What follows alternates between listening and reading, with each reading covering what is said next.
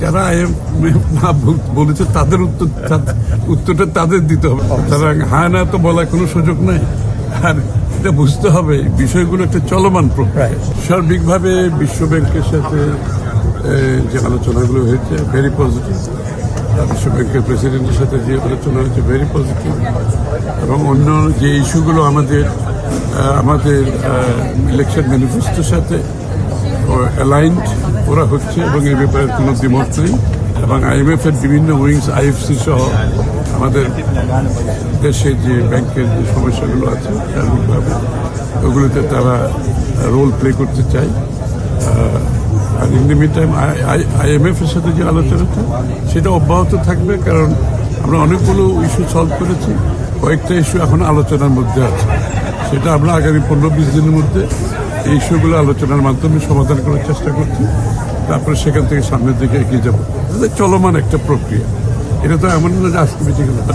যেগুলো এখনো আনরিজলভ রয়ে গেছে ওগুলো আমরা আলোচনা চলবে, এটাই সিদ্ধান্ত হয়েছে।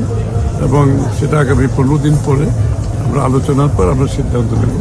তবে আমি মনে করি সার্বিকভাবে যে সবাই মোটামুটি বিএনপির নির্বাচনী যে ইশতেহার এটার সাথে অ্যালাইন হয়েছে, এটার মধ্যে সমর্থন আছে। কিভাবে এটা আমরা বাস্তবায়ন করবো, এখানে যে সমস্যাগুলো সমাধান করবো, অ্যাপ্রোচটা কি হবে, এটা নিয়ে আমাদের মধ্যে আলোচনা চলবে। উত্তরটা তাদের দিতে হবে, আমি দেবো কিনা। আমি তো জানি যে এই ধরনের কোনো আলোচনা এখনো ওই জায়গায় আমরা যাইই নেই।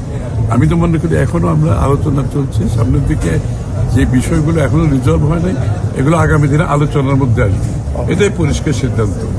সুতরাং হ্যাঁ না তো বলার কোনো সুযোগ নাই।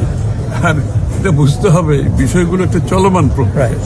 এটা কোনো একদিনের সিদ্ধান্ত না, 1 ঘন্টার সিদ্ধান্ত না, এটা চলতেই থাকবে আলোচনা। 15 দিন পরও আবার আলোচনা চলবে, তারপরেও চলবে। এইসব হচ্ছে this is all work in progress, চলতে থাকবে। এবং যত যেতে থাকবো আমরা এর মধ্যে সমাধান হবে, এর মধ্যে আমাদের কাজও চলতে থাকবে।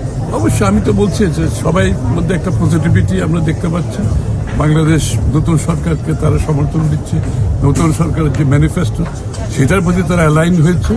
এরপরে তার বলার কিছু থাকে না।